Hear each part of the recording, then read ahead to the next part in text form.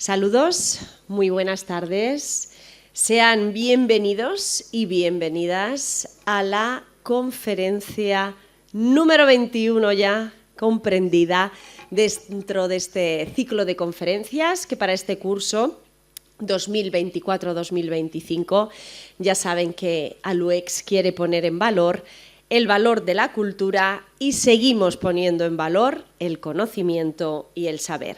Vamos a saludar en primer lugar a nuestra protagonista del día, ya es Pilar Córcoles, historiadora y también enfermera. Muy buenas tardes, Pilar, con esa doble vertiente, como decimos, además tan interesante en la que se combinan estos dos estudios, estas dos perspectivas también profesionales y de la vida. Bueno, saludamos, como no, a la Junta Directiva de la asociación, encabezada por su presidente, Juan José Caravaca, así como al resto de socios y socias. Gracias por estar aquí. Por supuesto, a nuestras intérpretes de lengua de signos.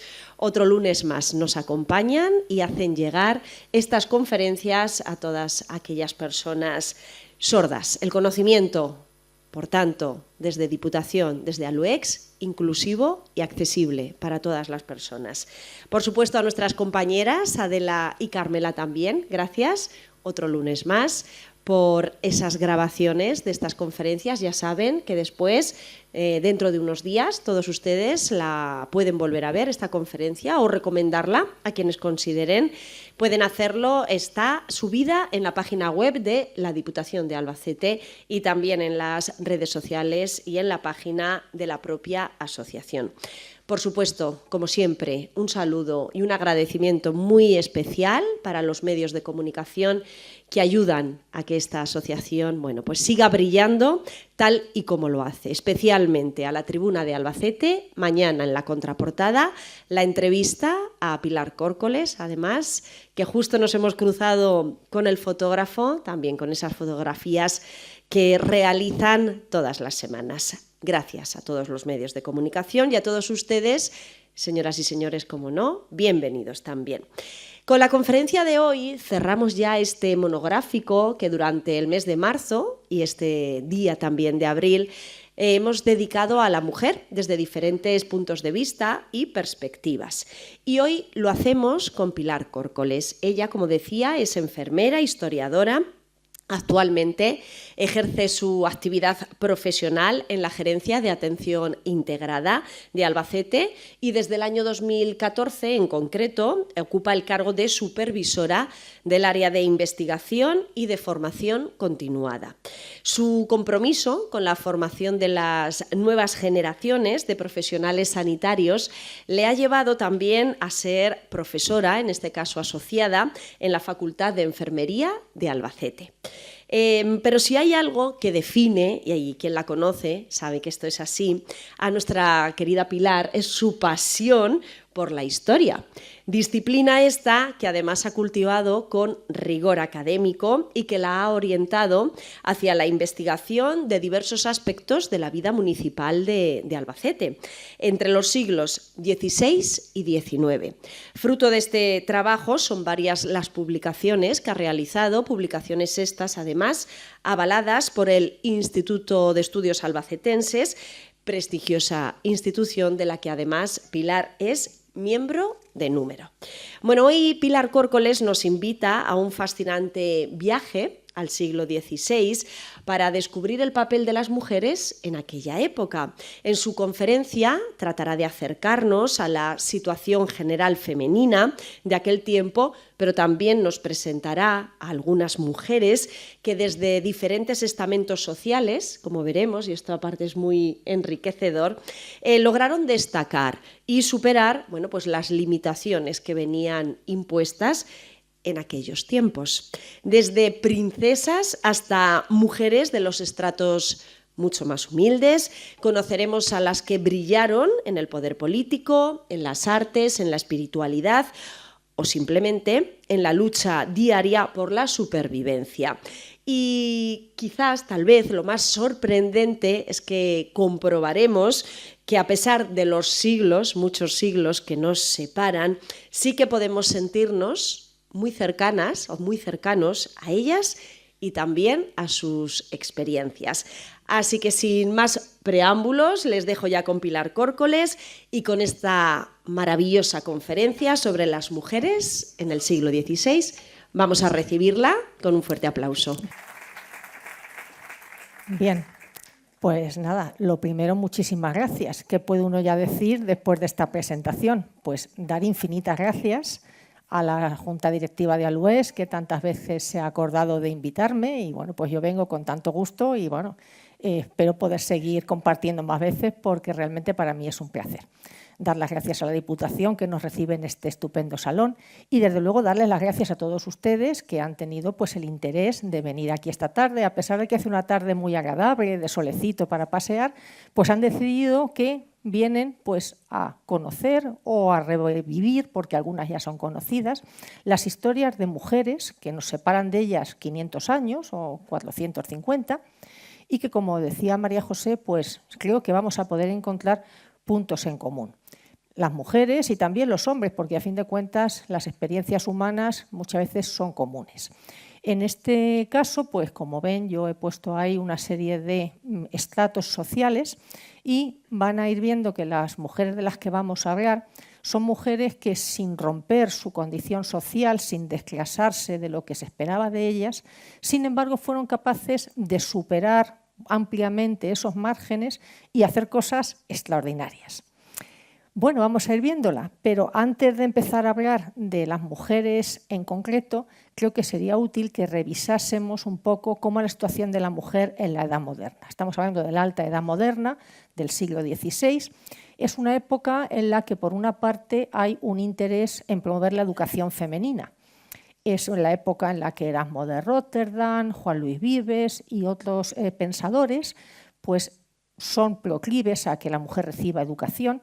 Incluso Tomás Moro, el que luego va a ser Santo Tomás Moro, se precia de que otorga la misma educación a sus hijas que a su hijo varón. Entonces, bueno, es una época en la que hay un crecimiento y una parte, digamos, favorable a la educación femenina. Y de esto aquí en España tiene una cierta parte de buena culpa esta mujer, que la vemos aquí representada en una idealización, ¿no?, como Santa Catalina de Alejandría. Este retrato viene de la Virgen de la Mosca, que está en la colegiata de la Catedral de Toro, y se piensa que representa a Isabel cuando todavía es muy joven. Y como ven ustedes aquí, se la representa con un rico traje de corte y leyendo un libro. Isabel, como ustedes seguramente recordarán, no era la heredera al trono. Isabel tenía un hermano mayor, hijo del primer matrimonio de su padre, que era el heredero al trono, y de su misma madre había otro hermano varón que también pasaba por delante de ella en la sucesión. Por tanto, ella no fue educada para ser reina. Sí que sabía leer y escribir, evidentemente. Se le enseñó pues, también a montar a caballo, se le enseñó música, las habilidades que se esperaba de una buena princesa cortesana y demás, pero no sabía latín. ¿Qué ocurre? Que cuando luego llega al trono, por circunstancias que no vamos a rememorar ahora, pues se encuentra con ese hándicap, porque entonces el latín era el idioma en el que se comunicaban las cancillerías, algo parecido a lo que hoy ocurre con el inglés. Ella, al desconocer el latín, pues se vio limitada y durante toda su vida pues sintió esa falta como algo que le había costado y que tuvo que aprenderlo cuando ya era una adulta. De manera que propició que sus hijas, sus 4 hijas, recibieran una formación humanística muy sólida. Y pues un poco por imitación, muchas damas de la nobleza también se preocuparon de educarse. Y no tengo que recordar a Beatriz Galindo la Latina, en fin, una serie de figuras que en esta época hacen brillar la educación femenina. Isabel educa muy bien a sus 4 hijas, de una de ellas vamos luego un poco a hablar colateralmente, pero no olvidemos que el papel fundamental de la mujer va a ser el del matrimonio, ¿no? Se les hace una educación también en la que se les enseñan las labores femeninas y de hecho Isabel se preció toda su vida de que su marido Fernando no llevó mientras ella vivió otras camisas que la que ella le cosía. Entonces, bueno, pues esa labor también manual de coser, de tejer, pues era propio, ¿no? Porque la mujer no debía estar ociosa, ¿no? En el ocio venían los malos pensamientos y lo adecuado era que siempre tuvieran alguna labor entre manos. Y desde luego que guardasen el recato y la honestidad, porque evidentemente pues perder este recato suponía perder la honra de la familia y eso era pues una gran tragedia, ¿no? La mujer carecía de autonomía legal en esta época y ha sido así hasta prácticamente hace relativamente pocos años, los mayores se acordarán, ¿no? Una mujer no podía por sí misma otorgar escrituras, no podía comprar y vender ni siquiera sus propias propiedades, si no era con el permiso de un varón, de su padre mientras estaba soltera o de su marido cuando se casaba. Únicamente las viudas, una vez que enviudaban, si no quedaban en la miseria, que era una cosa que también solía ocurrir, pues sí que tenían capacidad de otorgar escrituras, pero la única escritura que la mujer podía otorgar toda su vida sin necesidad del permiso de un varón era el testamento. Todo lo demás carecían de autonomía, eran como un menor, ¿no?, al que siempre había que tutelar. Llegada pues la adolescencia o la primera juventud, ante una mujer se abrían 3 caminos. Uno prácticamente no era un camino, ¿no? El del matrimonio, el de entrar en un convento o el de la soltería. Y digo que este no era prácticamente un camino porque conllevaba al desclasamiento y a no poder vivir de manera autónoma y en muchas ocasiones abocaba pues a la prostitución o a quedar pues un poco excluida y marginada de la sociedad. El matrimonio, como también seguramente saben ustedes, no era una cuestión como ahora, ¿no?, del amor entre los contrayentes. El matrimonio era una cuestión que se resolvía dentro de las familias. En esta época realmente el individuo no importaba mucho, lo que importaba era el clan familiar. Y los padres generalmente decidían, pues casi desde la infancia de sus hijos y de sus hijas, pues también para los hombres, la alianza matrimonial que iban a contraer, evidentemente en las clases elevadas, pero también en las medianías, ¿no?, buscando siempre pues que hubiera comunidad de intereses y que incluso pues que las familias se promocionaran a través de la unión de los hijos y de las hijas. Las mujeres tenían que recibir una dote para contraer el matrimonio y esa dote se recogía en unas escrituras porque el marido tenía que comprometerse a custodiar esos bienes y cuando se disolviera el matrimonio, por la muerte generalmente, esos bienes tenían que ser devueltos a la mujer o a sus herederos y eran como una seguridad de que no iba a quedar en la indigencia. También es verdad que una vez que se iniciaba esta vida matrimonial, pues era una vida a veces arriesgada, ¿no? En primer lugar, porque muchas veces eran matrimonios muy desiguales, en los que contraían pues mujeres jóvenes matrimonio con hombres mucho más mayores o que por la razón que fuera pues eran violentos o en fin, daban una vida matrimonial un poco desastrosa. En aquella época no había ningún medio para remediar esto, ¿no? Ahí no había manera de remediarlo, ¿no? Incluso pues algunos como Fray Luis de León, algunos moralistas decían: que te pega, es tu marido, que bebe, es tu marido. Bueno, esto afortunadamente todo ha ido cambiando. Quiero decir que la vida matrimonial pues traía muchas desazones para las mujeres y con ello estaban también los riesgos de la maternidad, porque saben pues que los embarazos, sobre todo los partos, eran momentos muy delicados en los que la mortalidad en el parto o en el puerperio era elevada y también la mortalidad infantil. Muchos niños morían en los primeros meses o morían antes de los 5 años de vida, con lo cual las madres y también los padres tenían que acostumbrarse a perder hijos a lo largo de la primera infancia. Por tanto, había muchos desazones que no hacían tampoco, digamos, muy atractiva la vida matrimonial. De eso vamos a tener luego un ejemplo, ¿no?, porque algunas mujeres decidían pues no hacer esa vida matrimonial, bien porque no tenía la familia dote para ellas o bien porque querían un poco escapar de esas desazones y entonces se entraban en una orden religiosa. Profesaban en alguna de las órdenes femeninas, en algún convento, y esto que nos puede parecer pues algo un poco duro, no era tan mala solución en la época porque realmente también hacía falta una dote. Si la monja tenía una dote y tenía un cierto buen pasar, pues los conventos no daban tan mala vida, no había riesgos de embarazos ni de partos en principio, no había temor a que el marido fuera violento y pues si la vida en comunidad no funcionaba mal, pues podía ser una vida relativamente buena. Y también las monjas solían recibir también una educación, ahora veremos también algún caso, como pues era una vida relativamente adecuada. Y desde luego la soltería, pues aunque ahora nos pueda parecer una buena situación para una mujer, entonces como digo, era una situación a evitar. Las viudas sí que, como decía antes, sí que tenían cierta autonomía legal y lo normal es que recibieran la tutela o curaduría de los hijos. Y si no quedaban, como digo, en la miseria, pues podían tomar decisiones y gestionar los bienes, pues tratando también de conservarlos para la familia. Vamos a ver de todo esto ejemplos, porque una vez que hemos dibujado este panorama un poco amplio, vamos a ir centrándonos en algunas mujeres. Estas son las mujeres de las que vamos a hablar esta tarde. Muchas sin duda resultan conocidas, pero creo que vamos a ver algún aspecto que quizá no lo es tanto, y otras pues no son tan conocidas. Vamos a recorrer un poco toda la escala social, ¿no? Desde las más elevadas, las reinas y las princesas, pues hasta las menores, ¿no?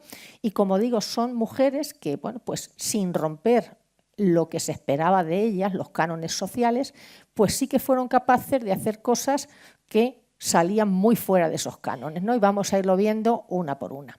Seguro que algunas cosas pues les resultan ya suficientemente conocidas. Vamos a empezar saliendo de la península ibérica y nos vamos a ir a Inglaterra. Seguro que todos ustedes conocen estas dos personas que hay aquí, ¿no? Seguro que saben que son Enrique VIII y Ana Bolena. Enrique VIII, como también sabrán, se casa en su primer matrimonio con la hija menor de los reyes católicos, Catalina de Aragón, que, como digo antes, pues era una mujer que había recibido una educación muy sólida por parte de su madre, la reina católica. Se fue muy joven al Reino Unido porque se casó primero con el hermano mayor de Enrique, que era el heredero, el príncipe de Gales, que se llamaba Arturo. Estuvo casada muy pocos meses y ella mantuvo hasta el final de su vida que el matrimonio no se llegó nunca a consumar. Cuando murió Arturo a los pocos meses, pues ella quedó en Inglaterra en una situación un poquito inestable porque no sabían si devolverla. El tema de la dote, tanto su suegro Enrique VII como su padre Fernando el Católico eran muy avaros y la dejaron un poco en situación de indefensión, hasta que de pronto muere el suegro, muere Enrique VII y Enrique VIII, que es muy joven, empieza a reinar y se casa con ella.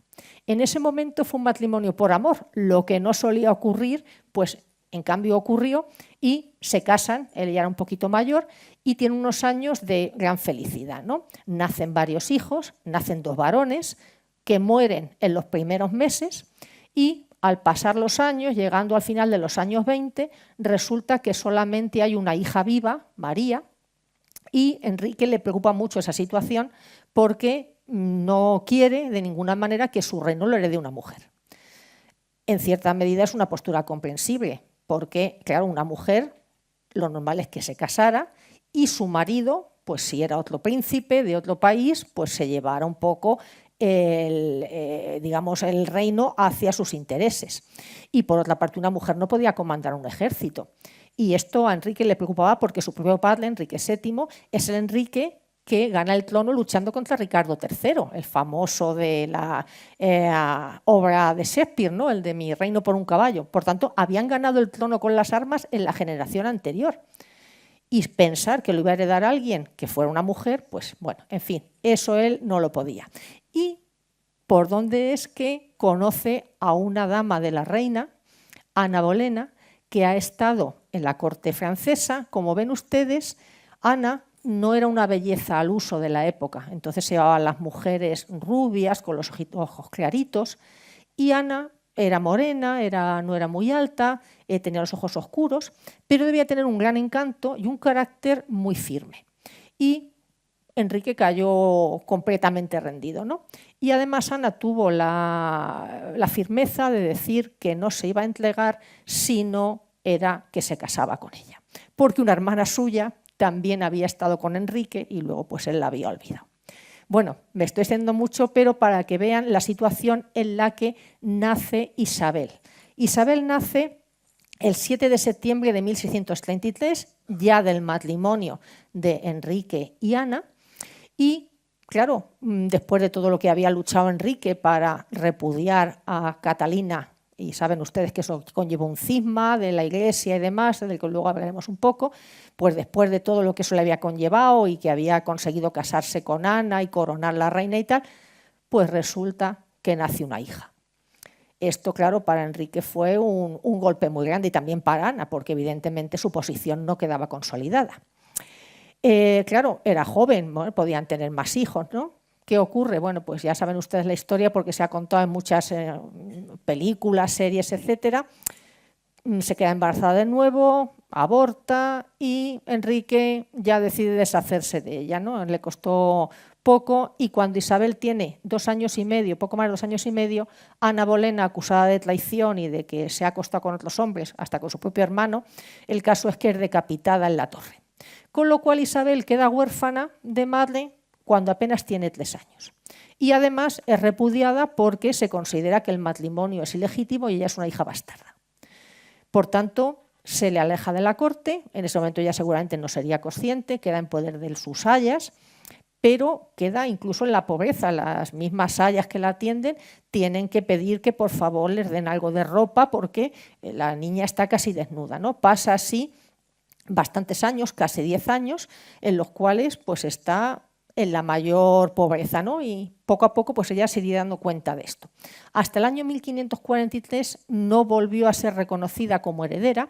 Saben ustedes que entre tanto se había vuelto a casar Enrique, tenía un hijo varón de su tercera mujer, de Jane Seymour, y bueno, pues parece que eso le había dado estabilidad, ¿no? Siguió casándose. Bueno, el caso es que ella, cuando tiene 10 años, la vuelven a reconocer heredera dentro de la línea de sucesión, en la que también está por delante su hermana María, la hija de Catalina de Aragón.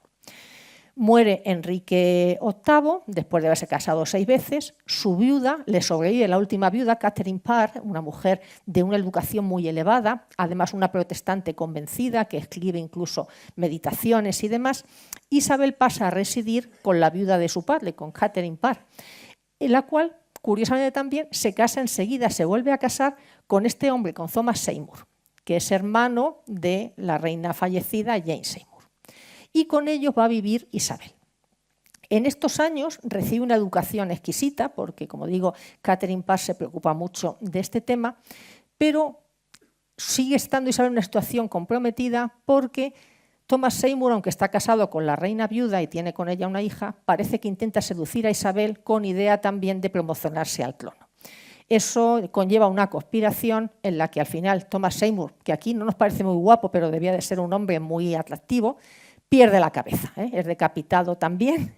Y Isabel, que entonces tiene apenas 16 años, se ve también muy comprometida en esa especie de conjura para el trono, se llega a decir que si está embarazada y tal, y afortunadamente consigue demostrar que no está embarazada y salva la vida. Pero quiero decir que durante su adolescencia, esta muchacha que aquí vemos representada con unos 14 años y que, como verán, se parece más a Ana Bolena, a su madre, aunque ella nunca quiso hablar mucho de su padre solamente tiene ese cabello pelirrojo, pues aquí donde la ven, tan sencillita y tan modosa, ha pasado una infancia y una adolescencia muy crueles, en las cuales le ha sido privado incluso los medios de subsistencia y ha estado a pique de también ser condenada, que no era muy difícil en aquella corte. En el año 53 fallece Eduardo VI, que todavía es joven, y después de un periodo convulso en el que también decapitan a otra de las aspirantes a reina, a Lady Jane Grey, empieza a reinar María Tudor. No sé si están ustedes perdiendo porque conté, pero bueno, como esto yo creo que se ha visto mucho en las series y demás, no es difícil, ¿no? En ese año 1553, María Tudor empieza a reinar y Isabel es la heredera porque María está soltera, tiene ya una edad avanzada y decide casarse con el que va a ser luego Felipe II de España, que entonces todavía príncipe, va a ser rey de Nápoles. Ese matrimonio sienta muy mal en Inglaterra, porque claro, Felipe es un príncipe católico, en aquel momento es ya la reforma protestante que se han separado de la Iglesia católica, y hay una conjura también de Thomas Wyatt para impedir el matrimonio, y mira por dónde también Isabel se ve comprometida en esa conjura y acaba encarcelada en la Torre. Estuvo otra vez a pique de ser decapitada. No fue decapitada precisamente porque Felipe intercedió por ella. Felipe, ya casado con su hermana, con María Tudor, viendo que tampoco tenía herederos, María ya tenía una edad y era poco probable que tuviera hijos, pues intercedió por ella y consiguió que no la decapitaran. Esta frase que están ahí leyendo la dice Ambrosio de Morales, el cronista que hace la crónica del reinado de Felipe II, diciendo pues que Isabel fue condenada a muerte por el Consejo en Inglaterra y Felipe, que entonces ya era rey, no quiso que se ejecutara, diciendo pues que bueno, que ella era muy joven, ¿no? Que la habían engañado, que no tenía la culpa. Y dice el cronista, y Dios la guardó para que le inquietase, gastase y diese cuidadosa vejez a Felipe, que luego veremos, ¿no? Por lo que lo dice, ¿no? El caso es que, bueno, después de bastantes problemas, en el año 1558 fallece María, no tiene hijos y en ese momento asciende al trono. Tiene 25 años, ha pasado, como digo, una infancia, una adolescencia, una primera juventud muy crueles y en ese momento llega, ¿no? Ella toma uno de los lemas que es este, video et taceo, veo y callo. Fue una reina bastante prudente en este sentido porque digamos que no tomó esa venganza que podría haber tomado quizá en el primer momento, ¿no? Y claro, enseguida se plantea el tema, una reina con 25 años, soltera, hay que casarla, porque ¿qué hace una mujer sola al frente de un reino? Lo que su padre había intentado tanto tiempo que no ocurriera, pues ocurre. Ya había tenido propuestas de matrimonio antes de llegar a ser reina. Felipe II intentó, a través del embajador, que era el conde de Feria, que se casara con Manuel Filiberto de Saboya, que es este caballero que están viendo aquí, bastante apuesto. No llegaron las negociaciones a nada y, siendo ya él mismo viudo de María Tudor, se postuló para casarse con ella y tratar de continuar la obra de que Inglaterra volviese a la fe católica. Claro, Isabel tenía muchas presiones, ¿no? Sino para casarse con Felipe, que los consejeros no estaban muy de acuerdo para que se casara. Isabel en esto fue una persona muy astuta, porque sin negarse en redondo, consiguió ir haciendo dilaciones, ir llevando a unos y a otros con palabras y consiguió que al final no llegó nunca a casarse. Esto, que nos puede parecer un poco extraño, visto ahora con perspectiva, le permitió reinar en solitario.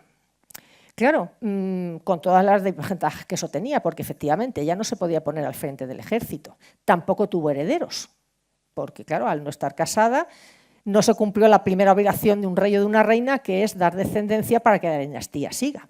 Tuvo muchísimos pretendientes, ya después de haber rechazado a Felipe II, pues varios príncipes protestantes, daneses, alemanes, etcétera, se postularon para casarse con ella. Ella les daba esperanzas, les pedía retratos, les decía a los embajadores que sí, les daba muy buenas cartas, pero allí iba pasando el tiempo. Hubo un momento en el que el Parlamento la conminó a que se casara y ella disolvió el Parlamento. Se acabó. 4 años que el Parlamento estuvo disuelto. Además, en el año 62 tuvo una enfermedad que era la viruela, que saben que es una enfermedad epidémica que entonces se daba con bastante virulencia y estuvo bastante enferma. Claro, en ese momento las presiones aumentaron, ¿no? ¿Qué hubiera ocurrido si hubiera muerto en ese momento? Bueno, pues ella consiguió ahí. Y los últimos pretendientes que tuvo fueron 2 príncipes que eran católicos, eran de los Valois, de la casa de Valois en Francia, Enrique III, que fue rey de Francia, y Francisco, el duque d'Anjou, que es, aquí lo tienen este retrato de abajo, que también visto aquí parece más guapo, pero que parece ser que estaba picado de viruela y no era muy guapo, estaba un poquito contrahecho. Este llegó a ir al Reino Unido, o al Reino Unido, sí, a Inglaterra. Isabel tenía ya por entonces 48 años, que en aquella época era una edad bastante avanzada, ¿no? Él estuvo allí, la cortejó, ella le llamaba mi rana, él le regaló un broche de rana y tal. Bueno, les dio esperanzas y al final, claro, llegó ya un momento en que ya las presiones cesaron porque evidentemente pues ya la menopausia de la reina hizo que ya no hubiera más presiones. Pero como digo, consiguió con eso gobernar en solitario y ella además era muy buena propagandista también, y hizo una auténtica cruzada del hecho de que ella era virgen, era la reina virgen. No sé si recuerdan que todavía existe en Estados Unidos un estado que se llama Virginia, en la costa este, precisamente porque fue colonizado en esa época por Sir Walter Raleigh y le pusieron de nombre Virginia en honor a la reina virgen. Y hizo de ello un poco una mística porque ella decía que todos los ingleses eran sus hijos y ella estaba casada con el reino y se dedicaba al reino por completo. Y evitaba también presiones, bien fuera de un marido de la zona que le hubiera ido a una familia noble en detrimento de las otras o de un príncipe extranjero que también le hubiera llevado. Bien, pues consiguió reinar en solitario apoyándose en consejeros a los cuales tuvo también pues, la inteligencia de escogerlos entre personas que eran de la pequeña nobleza, pero que eran muy inteligentes y que le ayudaron mucho. El primero, que fue consejero hasta el final de su vida, hasta 1598, es William Cecil. Aquí lo tienen ustedes. Es una de las personas que trabaja constantemente con la reina, que refuerza el ejército, que refuerza la armada, que establece junto a Francis Walsingham una red de espionaje muy buena en toda Europa que le avisa de las amenazas, porque fue un reinado en el que constantemente hubo amenazas, y bueno, pues en él se apoya hasta que él muere en 1598. Y después se apoya en su hijo, en Robert Cecil, que parece que también pues, era un poco deforme, pero era un hombre muy inteligente, y ese que va a facilitar la transición posteriormente, ¿no? También hay que decir que se vio implicada, o muchas veces, claro, en muchos conflictos. Pero Isabel, no sé si un poco porque como mujer pues tenía un poco de aversión también a los conflictos y en parte porque no quería dilapidar los recursos de la Hacienda Real, evitó en la medida de lo posible los conflictos, ¿no? Tuvo algunas escaramuzas y mandó a varios de sus caballeros a los Países Bajos, a Francia y tal, pero intentó en la medida de lo posible evitar los conflictos. Aquí tienen ustedes a Robert Dudley, el conde de Leicester, que posiblemente es el amor platónico, hasta qué punto consumado no solamente lo sabrían ellos, de Isabel. Estuvo como consejero a su lado pues prácticamente durante muchos años hasta que él murió en 1588. Y pues fue una persona muy cercana a su corazón y que también pues le apoyó mucho a lo largo de su reinado. Y una vez muerto Leicester, pues este es el conde de Essex, Robert de Vere, que es hijastro también de Robert Dudley y que en los últimos años de su vida, pues digamos que es un poco el astro ascendente de la corte. También es un hombre pues muy, aquí no los vemos ahora muy atractivos, ¿no? Pero parece que eran hombres en aquella época vistos como muy atractivos, era muy joven, pero tiene la mala idea de enfrentarse un poco a la reina, de no seguir sus instrucciones, de querer tomarse demasiada autonomía y al final acaba condenado por traición y en 1601 también es ejecutado. A pesar de que le quería mucho, no vaciló cuando llegó el momento como reina, pues ella tiene un poco la teoría de los dos cuerpos, ¿no? Como mujer era un cuerpo pobre y no muy fuerte, pero como reina sí que tenía que mantener su papel. Como etapas, no quiero extenderme mucho porque si no esto sería muy largo, pero bueno, como etapas fundamentales, ¿qué logros tiene durante su reinado? Pues ya saben que con ella se consolida en Inglaterra la Iglesia independiente, que su padre había proclamado pues, para salir de la tutela de Roma y que bueno, pues ella era una ferviente protestante, así fue educada, y consolida la Iglesia de Inglaterra con la monarquía como cabeza, que hasta el día de hoy sigue siendo en el rey Carlos III, ¿no? Y bueno, pues esos momentos hay, esos los que disuelve el Parlamento para evitar presiones.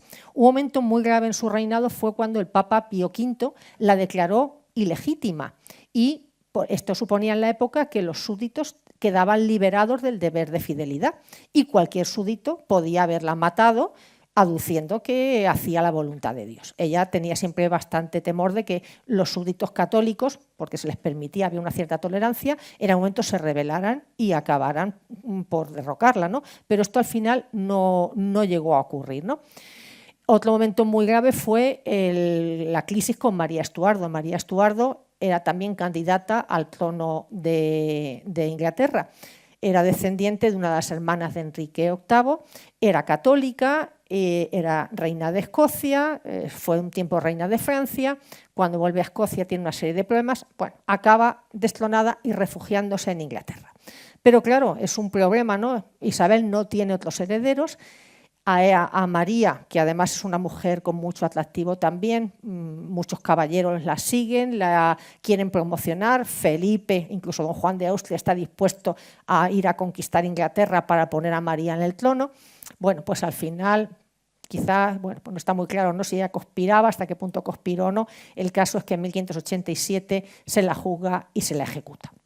En ese momento solo queda heredero el hijo de María, que es el rey de Escocia, Jacobo VI, pero Isabel nunca le llega a proclamar como heredero, ¿no?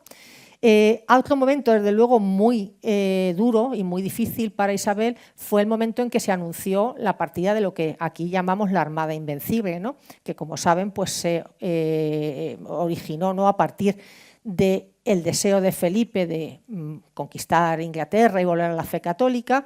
Sale de Portugal y por una serie de circunstancias que no vamos a entrar, saben que acaba en un desastre debido más en parte a las tempestades que a la acción, porque es verdad que Inglaterra no tenía un ejército muy importante, tenían buenos barcos, pero tampoco tenían un ejército muy importante, pero bueno, pues en parte dispersados por los elementos y en parte porque Isabel hace también un poco aquí una acción un poco mítica, ¿no? Ella se hace hacer una armadura y una espada y se pone a la cabeza de las tropas que van a defender, las tropas de tierra, ¿no? El interior, por si la escuadra llega a subir por el Támesis, ¿no?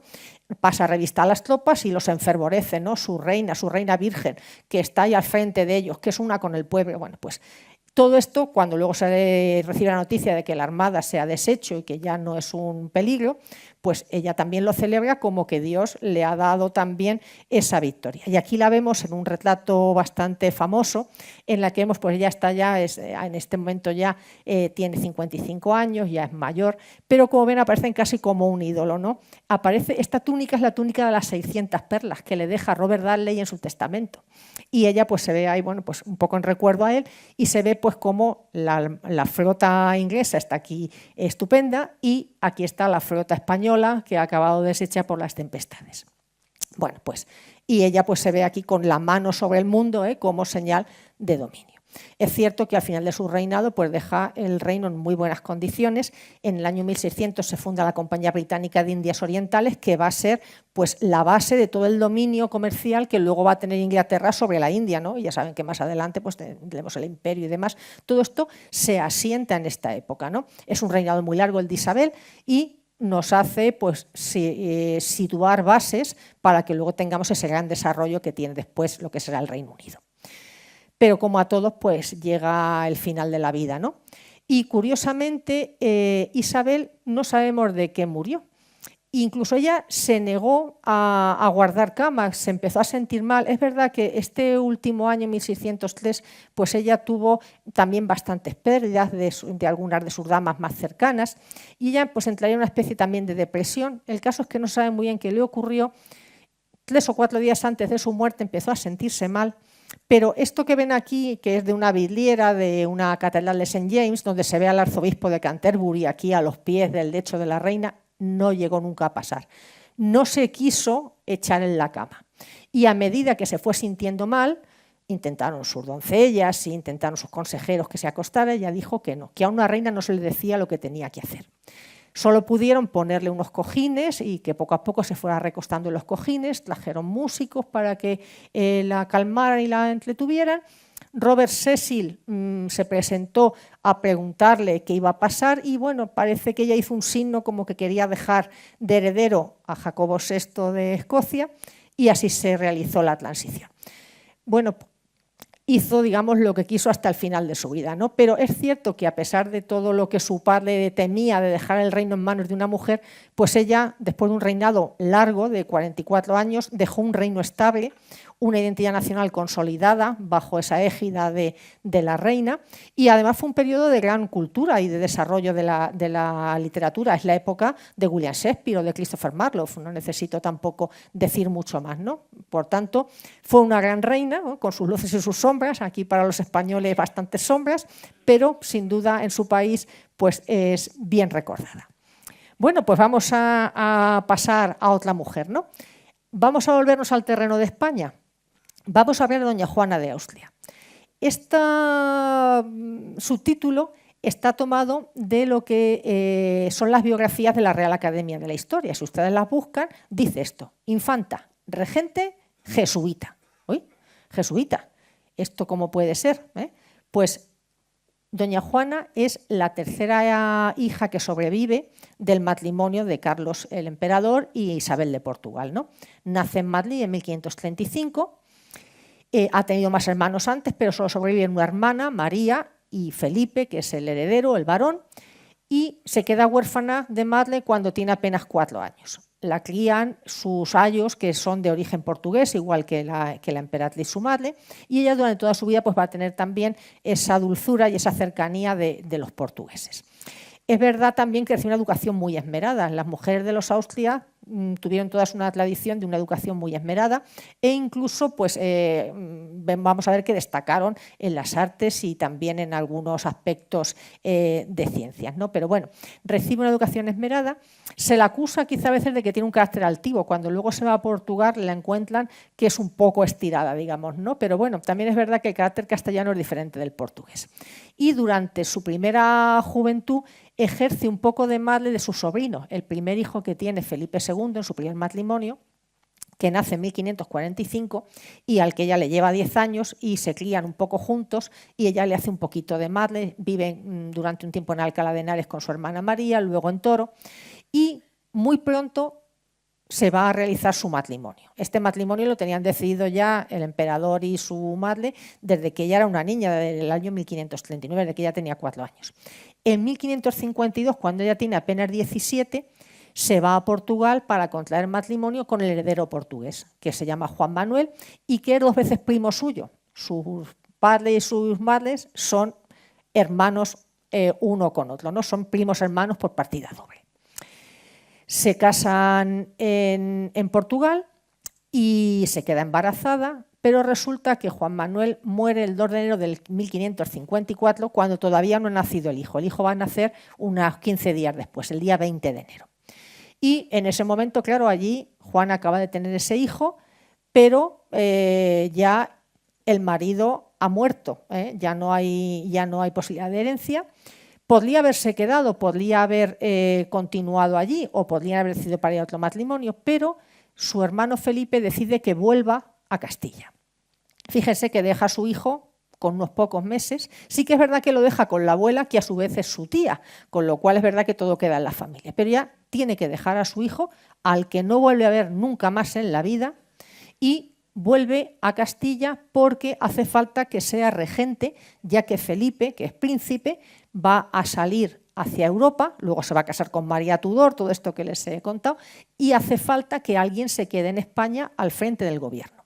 En esto los austrias, como digo, a muchas de sus mujeres y de sus hijas y de sus hermanas les encomendaron tareas de gobierno. Bueno, pues Juana va a hacer de regente de la monarquía hispánica durante 5 años, desde 1554 al 59. Y va a estar aconsejada o va a ser partidaria de lo que se llama el partido ebolista. El partido ebolista era el de Ruy Gómez de Silva, el príncipe de Éboli, más conocido por su mujer, la princesa de Éboli, ¿no? Que era de la familia de los Mendoza. Pero Ruy Gómez de Éboli era portugués, había venido de Meniño con su madre, con Isabel de Portugal, y era un partido, digamos, partidario del diálogo y de la paz dentro de lo que entonces se podía entender por eso, frente al partido más militarista que era el del duque de Alba, que era pues partidario de la acción militar y un poco arreglar las cosas a sangre y fuego. Ella es más partidaria, se deja más aconsejar por el partido ebolista. Es la época en que Felipe, como digo, se casa con María Tudor. También durante esa época, Carlos V, su padre, que está en Alemania, vuelve, se queda en Yuste, no le deja siquiera que vaya a visitarlo a ella, ella le pide ir a visitarlo y le dice que no, él se mete en un retiro monacal y ella está sola al frente de la administración, sí que es verdad con consejeros, y tiene que hacer frente a cosas muy duras, ¿no? Porque es una época en la que los temas económicos están muy difíciles, como van a estar también en otros momentos, y se produce una bancarrota en 1557, es la primera bancarrota del reinado de Felipe, que ya en ese momento es rey, que tienen que convertir la deuda en deuda a largo plazo, la conversión de la deuda que luego tantas veces se va a producir. Y ella escribe muchas cartas a Felipe, a su hermano, que sigue estando en Europa, diciendo que vuelva, que la hacienda está muy mal y que tienen que ahorrar dinero. Y además se le presenta, mientras tanto, un brote de herejía, digamos, se identifican unas comunidades de protestantes o luteranos en el corazón de la monarquía, ¿no? En Valladolid, que es donde reside ella, y en Sevilla.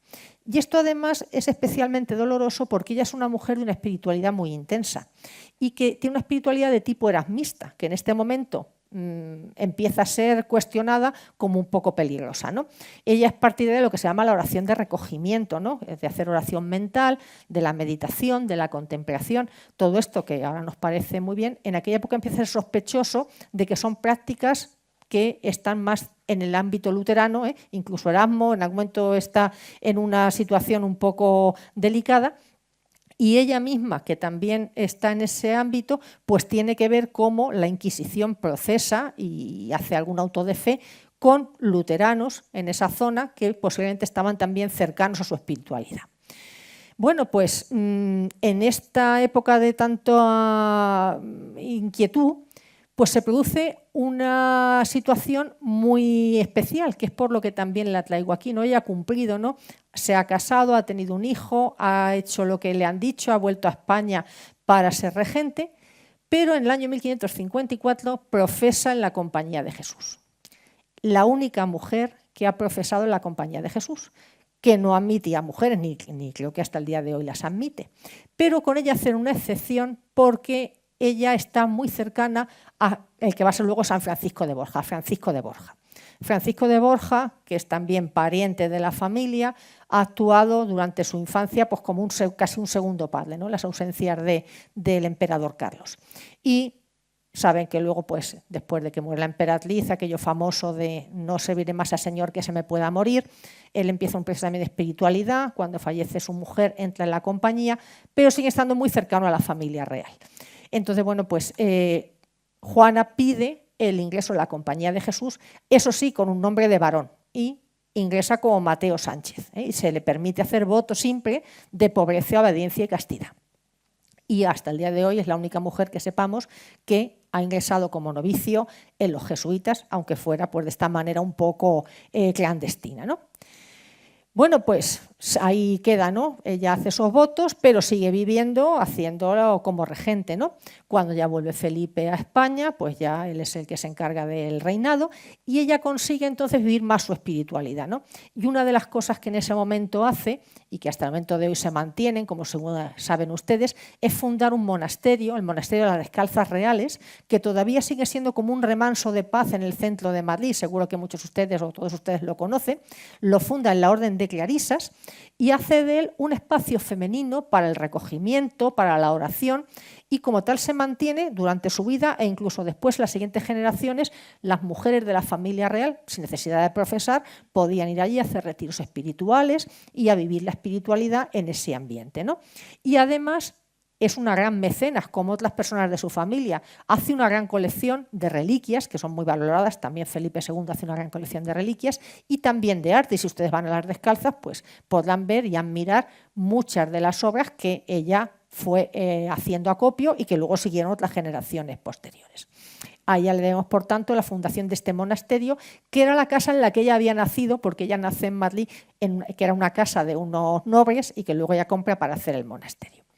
Mientras tanto, tiene propuestas de matrimonio, ¿no? Aunque de manera clandestina, digamos, ha hecho la profesión como jesuita, le proponen casarse con el que va a ser rey de Francia, Carlos IX, con el siguiente, Enrique III, hasta con su propio sobrino, con don Carlos, que ya lo ha criado como un hijo.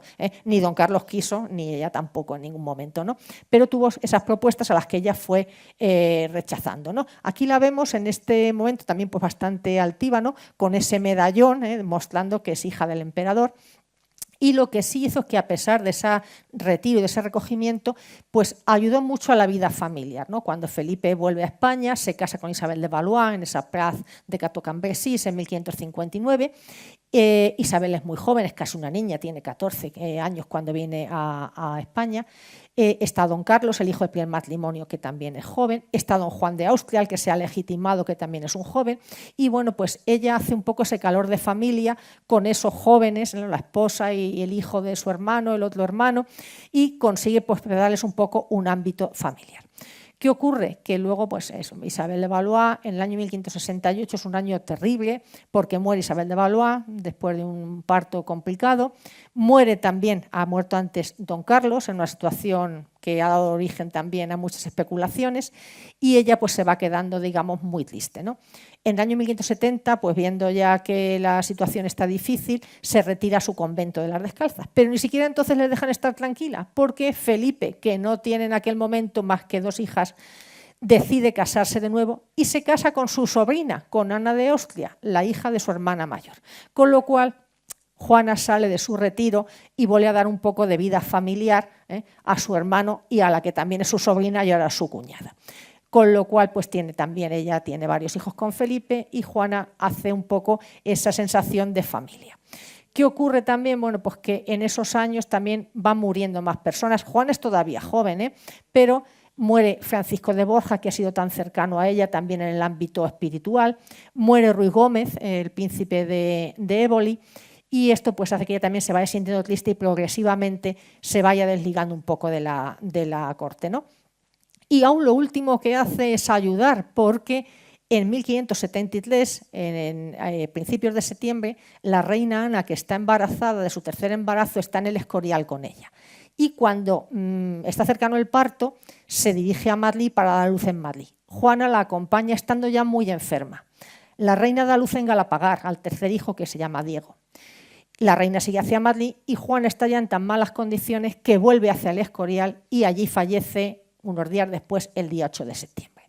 Es decir, que hasta el final, bueno, pues fue una mujer que cuidó y estuvo pendiente de la familia con esa espiritualidad. Falleció en el Escorial y, bueno, luego ya saben ustedes que, bueno, pues ya después fue trasladada y pueden ver todavía su sepultura en las Descalzas. Bueno, vamos a seguir. Quizá esta no es tan conocida, ¿no? Seguro que si les digo María o doña María Enríquez de Luna, pues igual no saben de quién les estoy hablando. Pero si van a Gandía, verán ustedes esta estatua, que es doña María Enríquez de Luna. ¿Qué nos dice la Real Academia de la Historia? Noble, monja clarisa y mecenas. Utiliza estos términos para definir a esta mujer, ¿no? ¿Qué tiene de especial?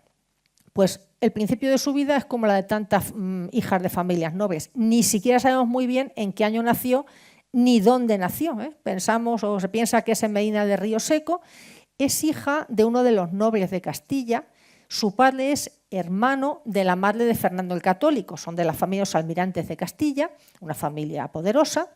Y bueno, pues María es una de las hijas y se busca para ella, desde muy joven, una alianza matrimonial. Y esa alianza matrimonial se establece con la familia Borja, que si van ustedes a Italia les llamarán Borgia. Y seguro que ustedes saben, cuando digo de Borja o Borgia, de quién me estoy refiriendo. Este es un retrato de Alejandro VI, que es, como saben ustedes, fue papa, pero eso no fue obstáculo para que tuviera varios hijos, que no era una cosa rara en la época, pero lo más particular es que él los tenía de manera pública y cuidó de ellos y les situó muy bien. Bueno, pues uno de los primeros hijos, Pedro Luis, adquirió para él una tierra que iba a ser luego el ducado de Gandía y lo prometió en matrimonio con María Enríquez, una alianza entre familias, que iba porque también pues tenían muchos intereses en común. Pero ¿qué ocurre? Que Pedro Luis fallece en 1488 sin haber llegado a casarse. Están a punto de casarse, pero él muere antes.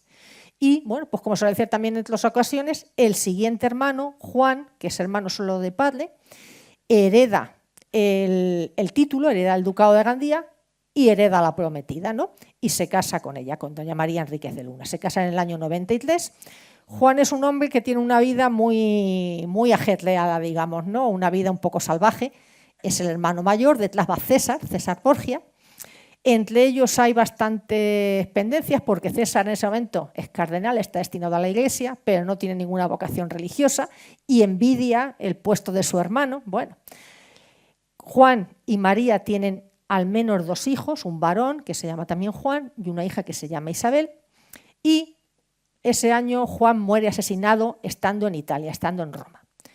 Se sospecha si César tiene alguna participación o no, esto ahora no nos compete, el caso es que María se queda viuda. Y se queda viuda con un niño muy pequeño, que no se sabe si va a vivir o no, y al frente del ducado. Y se queda con un suegro como Alejandro VI, que no es poco decir.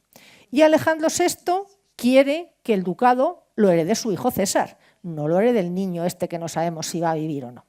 Pero ahí es donde empieza lo especial de María. María se planta y le dice que de ninguna manera, que el ducado, el heredero legítimo es su hijo, no César. Y de alguna manera debió ser tan convincente que consiguió que su hijo heredase el ducado. Y claro, su hijo, que era un niño, es ella la que administra, por lo que antes decíamos que las viudas sí que tenían capacidad de administrar los bienes de sus hijos mientras ellos eran menores. ¿Qué hace entonces? Pues organizar las finanzas.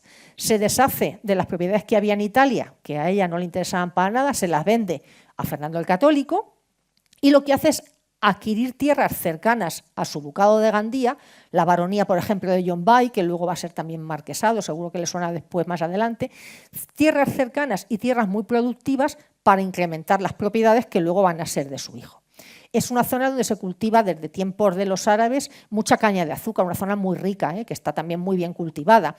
Ella interviene también en que se desequen zonas pantanosas, se hagan mejores obras, se reordenen los sistemas de riego y pone en producción toda esa tierra y consigue pues, hacer una tierra muy productiva y una fuente sólida de riqueza. Por tanto, bueno, pues no es poco que consigue mantener el ducado, sanearlo y que lo herede su hijo. Pero tiene otra parte, ¿no? Ella también es una mujer muy espiritual, y el momento en que ella se puede ver, digamos, un poco liberada de esa carga que supone la administración del ducado y se lo cede a su hijo, va a profesar también como monja en el convento de Santa Clara. En los años anteriores, mientras se está haciendo pues, ese mantenimiento y promoción del ducado de Gandía, es una gran mecenas. Aunque ha tenido ahí enfrentamientos con su suegro, con Alejandro VI, consigue, sin embargo, que la iglesia parroquial de Gandía la eleve al rango de colegiata. Eso es el año 1499 y se trae ella a artistas italianos para mejorar, engrandecer esa iglesia que ahora es colegiata. Y también va a hacer que se introduzcan los aires renacentistas en toda esa zona de Valencia, y por ahí un poco entre también el Renacimiento italiano en la península. También es patrona de un convento, el de San Jerónimo de Cotalba, que está a unos kilómetros de Gandía, en Alfajuir, y ahí ella hace una reforma del claustro, el ala este. Aquí se ve una fotografía de una de las zonas, todavía un poco en tema ahí, un poco en transición entre el gótico final, ¿no? Y bueno, pues es una gran mecenas y, como digo, consigue también que el Renacimiento llegue. En 1512, pues una vez que puede ceder los asuntos materiales a su hijo, profesa y toma el nombre de Sor Gabriela. Y claro, bueno, pues también es verdad que entonces los conventos eran, como decía, pues una manera también de vivir de manera relativamente tranquila, ¿no? Además la eligen abadesa, durante 5 años es abadesa, y bueno, pues lleva una vida tranquila en el convento, hasta que llega la Revolución de las Germanías.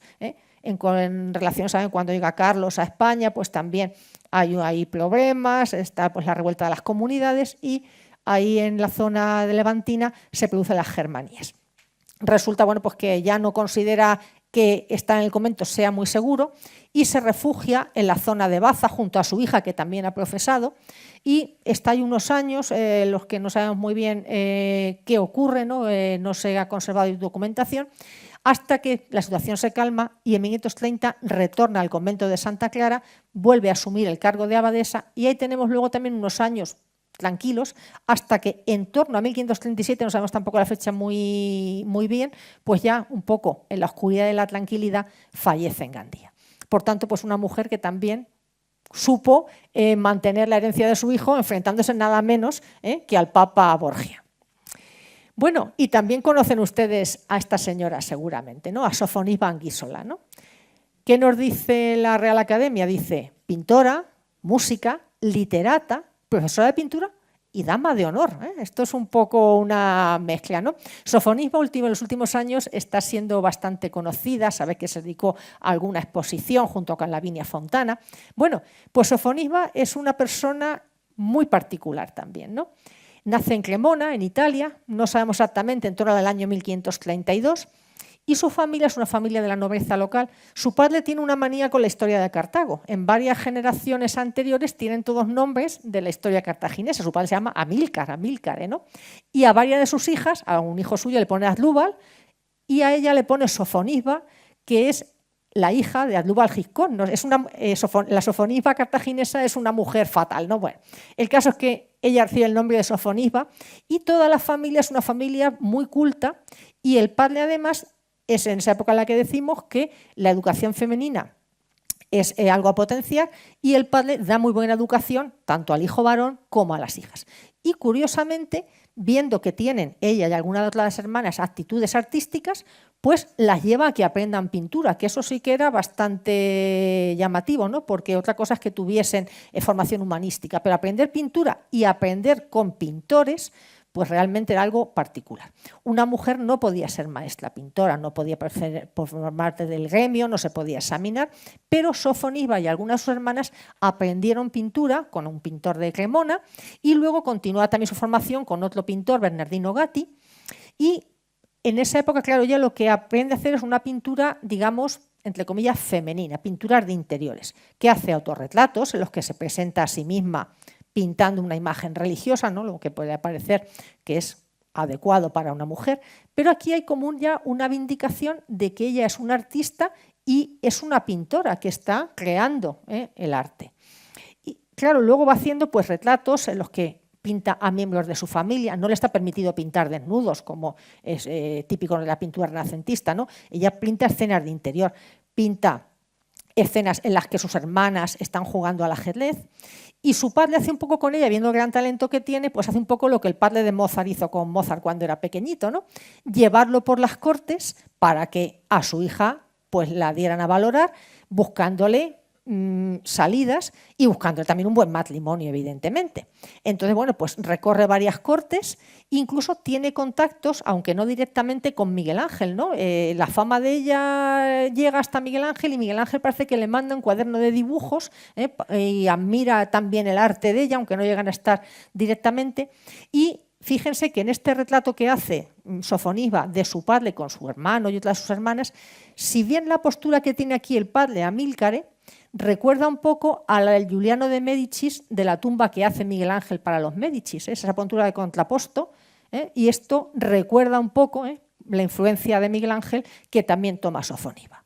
Bueno, pues en esa gira que va haciendo por las cortes italianas mostrando su arte, llega un momento en que entra en contacto con las cortes españolas que están en esa zona, con el duque de Alba, y el duque de Alba la recomienda para que venga a España.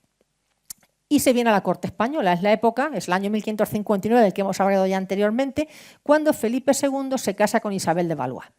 Isabel de Valois viene a la corte francesa, como dije antes, era muy jovencita, era una niña de 14 años, le gustaba pintar y Sofoniba viene a la corte como dama de compañía. No la contratan nunca como pintora de corte, ni le pagan una nómina como pintora de corte. Ella es una dama de honor de la reina, que le hace compañía y que le enseña y le ayuda a pintar, tanto a la reina como luego a las hijas y a la siguiente esposa, Ana de Austria. Ella es una persona que está en la corte y nunca le dan un salario. Ni ella firma muchas veces sus obras, con lo cual muchas de sus obras, hasta épocas recientes, han sido consideradas de otros pintores, de Alonso Sánchez Coello, se les atribuye mucho tiempo, porque ella no las firmaba. Lo que le daban, digamos, como recompensa era pues vivir en la corte y ciertas mercedes, ¿no? A su padre le conceden una pensión y a ella le dan lo que se llaman gajes.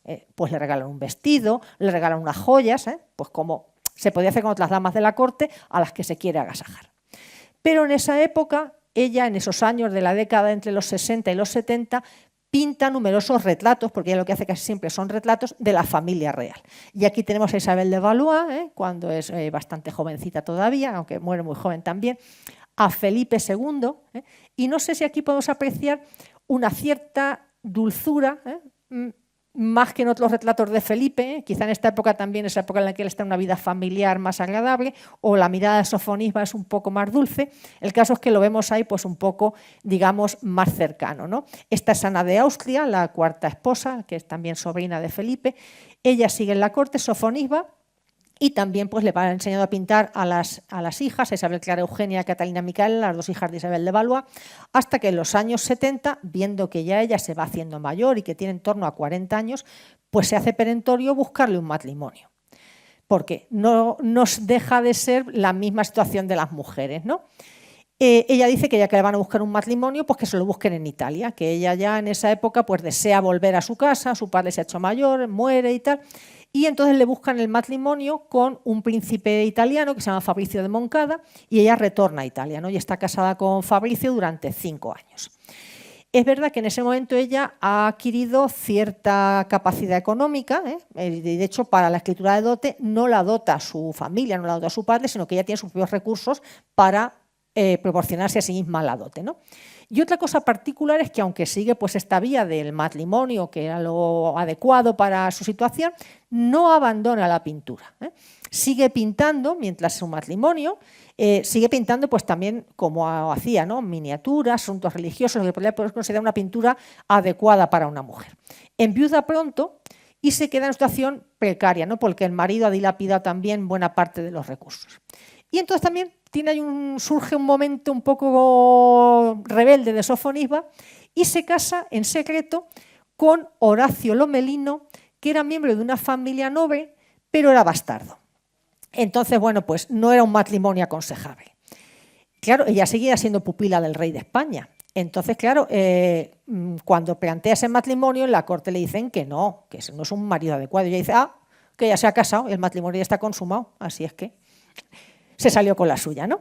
Bueno, pues se establecen en Génova y allí vive un montón de años. Sofonisba se hace muy mayor, realmente llega a cumplir más de 90 años, no sabemos exactamente porque la fecha de nacimiento no es muy conocida, pero se traslada a Palermo, sigue pintando. Aquí tiene un autorretrato de cuando ella ya está en los últimos años de su vida, ¿no? Y sigue siendo una mujer, pues como ven ahí, que está pues, todavía con esa mirada de atención y de conectar con el mundo, ¿no? La visita pintores afamado, van a verla porque sigue teniendo fama, ¿no? Hasta que bueno, pues ya fallece allí en Palermo en 1625. Bueno, pues para ir ya terminando, que si no se nos va a hacer esto muy largo, vamos a hablar de una mujer sobradamente conocida, ¿no? De Teresa de Cepeda y Ahumada, nuestra Santa Teresa de Jesús, ¿no? ¿Qué dice la Real Academia? Que es monja carmelita de la Orden de Carmelitas Descalzas, que es fundadora, es mística y es escritora. Y a mí esta última parte me gustaría subrayarla especialmente. Saben todos ustedes que nace en 1515 en Ávila o en alguna aldea cercana de Ávila, no está muy claro si fue en Gotarrendura, donde su padre tenía una propiedad. El caso es que la familia es una familia que viene de Toledo, donde han sido, el abuelo parece ser que era judío, es una familia de conversos, se han ido a Ávila, allí han litigado a una hidalguía y bueno, pues su padre se casa 2 veces, de este segundo matrimonio nace Teresa. Es una familia muy numerosa, tenía 2 hijos anteriores y con Beatriz Ahumada, la segunda mujer, tiene 10 hijos que además sobreviven la mayoría. Eso hace que, claro, los recursos de la familia vayan mermando, ¿no? Muere su madre cuando ella es también muy, muy joven y el padre, dentro de esa corriente también que veíamos de educación para las mujeres, enseña a los hijos a leer, tiene buenos libros en su casa y Teresa se aficiona a la lectura, lectura sobre todo también de libros piadosos, aunque también alguna lectura de caballería y tal, ¿no? El Fros Santorum y el Tercer Abecedario Espiritual pues son parte de las obras que ella lee de jovencita y que le impregnan esa espiritualidad, ¿no? En el año 31, puesto que es una joven que no tiene madre y que su hermana mayor se ha casado y tal, y que parece que hay algún devaneo por ahí con algunos primos que un poco le rondan y tal, el padre decide que entre de doncella de piso en un convento. Las doncellas de piso no quiere decir que profesaran, sino que era pues como un sitio, un internado para señoritas hasta que se casaban, ¿no? Y ella en ese momento, según nos cuenta ella misma, no tenía voluntad de hacerse monja, ¿no? Pero cuando vio allí el ambiente que había y tal, pues vio lo que antes decíamos, las ventajas de no contraer matrimonio, ¿no? Por esas posibles desdichas de la vida matrimonial, ¿no? Y entonces ya vio que era un estado, dice ella, mejor y más seguro y se determinó a tomar estado de monja, aunque forzándose, porque en aquel momento ella no lo veía muy claro, ¿no? Bueno, pues profesa, el padre no quiere que se haga monja, se escapa de su casa para profesar en el convento carmelita de la Encarnación, ¿no? Y está ahí un tiempo y bien sea pues por esa sensación de que ella no quería, aunque sí quería, el caso es que tiene durante unos años unas enfermedades que ahora llamaríamos quizás psicosomáticas, que le hacen tener unas grandes crisis físicas, en algún momento llega incluso, la llegan a dar por muerta, ¿no? Casi a pique que la entierren. El caso es que sale del convento, está con su familia, se va con su hermana, bueno, retoma la vida conventual, tiene ahí una serie de altibajos, digamos, en los cuales fallece su padre y al cabo de bastantes años comienza a tener esas visiones que en este momento a nosotros nos pueden parecer bueno, pues según que seamos creyentes o no, más como un regalo, pero que en ese momento era una cosa muy peligrosa, porque tienen que recordar que la Inquisición estaba persiguiendo a todos esos alumbrados que había por ahí, diciendo que tenían visiones y demás, y tener experiencias místicas pues era algo peligroso, ¿no? Porque también se consideraba que si venían del demonio, que era una tentación. En fin, ella padece mucho con todo esto, y hasta que San Francisco de Borja no va a Ávila y ella le conoce y habla con él y tal, no empieza a asegurarse. Este Francisco de Borja es el mismo que hemos visto antes, descendiente de María Enríquez de Luna. Todo esto al final acaba, ¿no?, por rimar entre sí. Bueno, el caso es que, por no hacer la cosa muy larga, ya todos ustedes saben lo que pasa, ¿no? Funda una orden reformada, la de los carmelitas descalzos, funda un convento y lo funda también de noche y con alevosía, porque no quieren, el ayuntamiento, que es de quien depende autorizar las fundaciones, no quiere más conventos, y ella lo hace de noche, pero cuando le dicen que lo tiene que quitar, ella se planta y escribe a Roma. Era una mujer que tenía bastantes redaños para eso, para que le autoricen a hacer el convento a pesar de la oposición del cabildo, y que le autoricen a no tener renta, porque el cabildo se oponía porque decía que no había renta para tanto convento, pues que lo haga pero sin tener renta. Y ella hace una orden, como bien saben, de una gran austeridad, ¿no?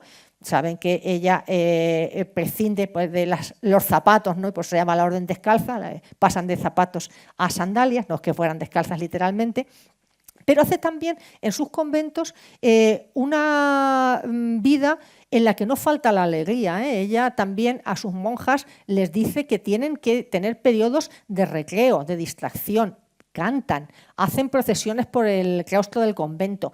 Dice que haya buenos libros en el convento para que las monjas lean, es decir, que en todas sus fundaciones ella sigue llevando ese espíritu en el cual promociona la cultura, ¿no?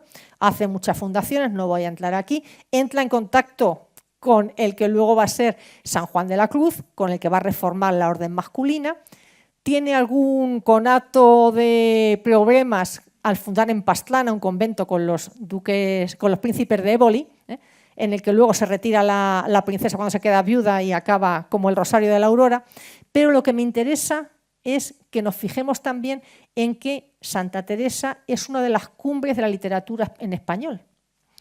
Su obra literaria que ella empezó a hacer pues porque sus confesores le mandaron que escribiera sus experiencias, ¿no? El libro de la vida surge de ese mandato y lo escribe para sus confesores y para que no lo lea mucha gente, ¿no? Sino un poco porque le han mandado que relate, y si ustedes no lo han leído, léanlo, porque ella, en palabras muy claras y con un castellano precioso, va contando su vida, sus experiencias, y eso no solamente sus experiencias espirituales, sino también el contexto, ¿no? Su familia, su padre, las creencias que hay en la época.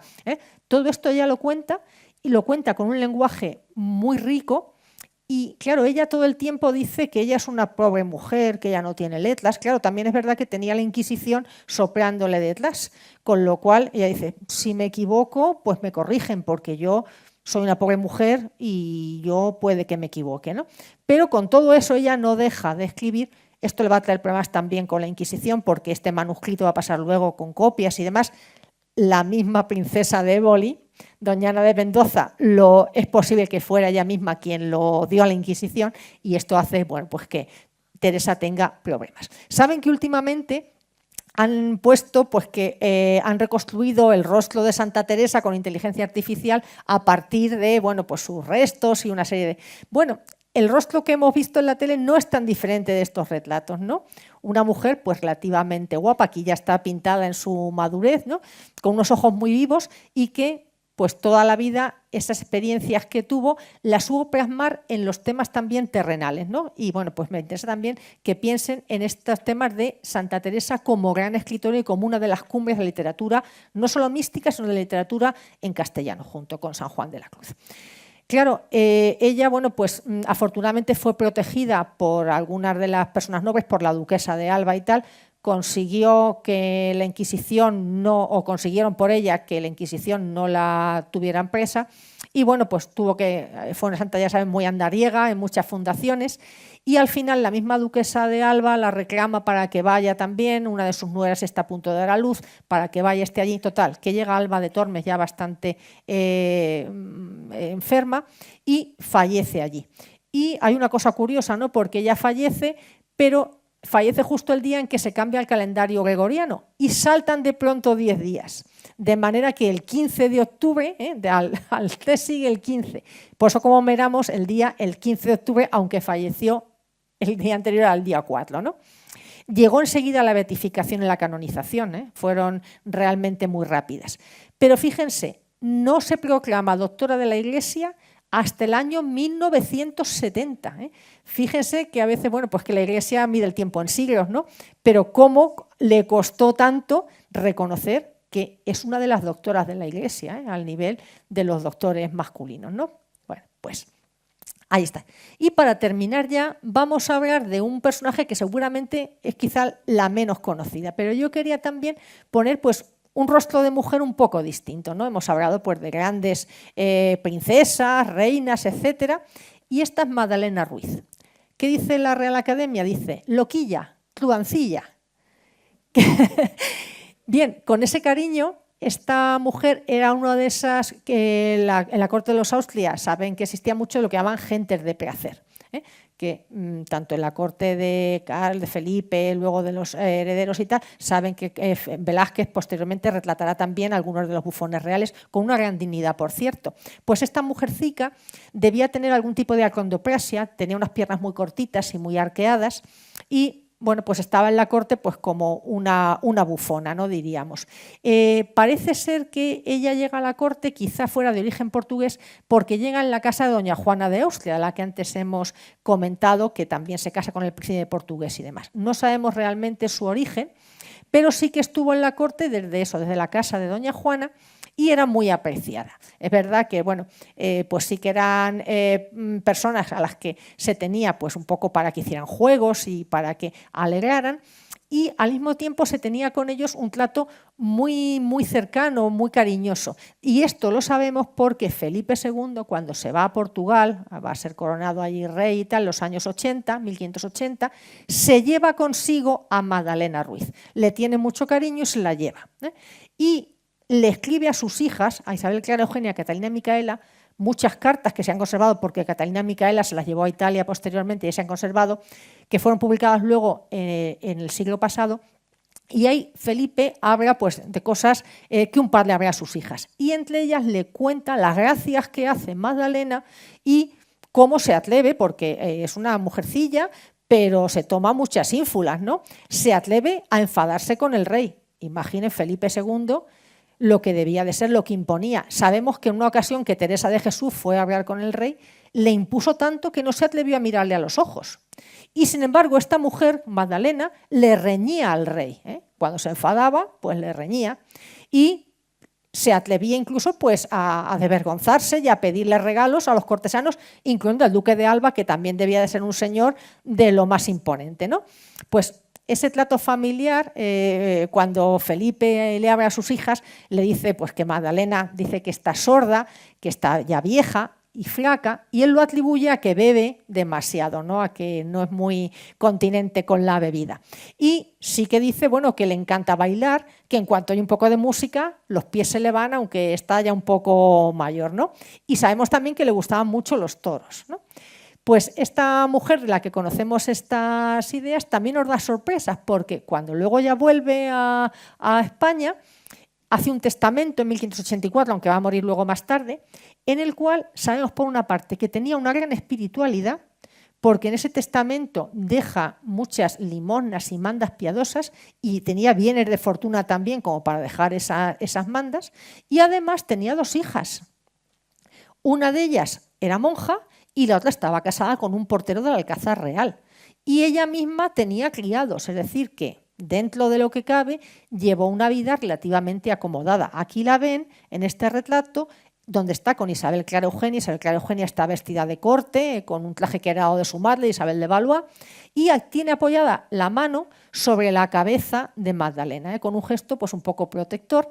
Y Magdalena lleva en las manos 2 monitos. Parece ser que una de las gracias que ella hacía era que tenía un mono, por lo menos, al que debía de querer mucho, que hacía muchos juegos, y hay constancia de que compraban telas para hacerle ropas lujosas al mono, y era pues un divertimento, ¿no? Ella está aquí con esos monos en brazos, ¿no? Cuando fallece en 1605, pues fallece en el Escorial, no sabemos ya dónde están sus restos, pero bueno, aquí nos ha quedado, y quería traerla también un poco como colofón de estas mujeres que, como decía al principio, sin salir de lo que se esperaba por su condición, pues sin embargo supieron también superar ampliamente esas limitaciones y llegar a tener pues ciertas actuaciones que no eran para nada esperables. Y bueno, pues espero que esto les haya podido entretener e interesar, y muchas gracias por vuestra atención. Muchísimas gracias, Pilar. Estamos ya casi sin tiempo. Sí, yo creo que nos hemos pasado un poquito de tiempo. Seguro que hay muchísimas preguntas, pero bien es cierto que ha sido tan interesante Me alegro, sí, que queríamos saber más y más. Yo estaba deseando conocer más nombres. Bueno, vamos a pedir a nuestro presidente, a Juan José Caravaca. Y Pilar, si eres tan amable y si te puedes colocar delante, junto a él. Sí, quítate si quieres el micrófono, para que estés más cómoda. Y bueno, pues en nombre de la asociación te quieren hacer entrega de este detalle para agradecerte tu participación en este ciclo de conferencias.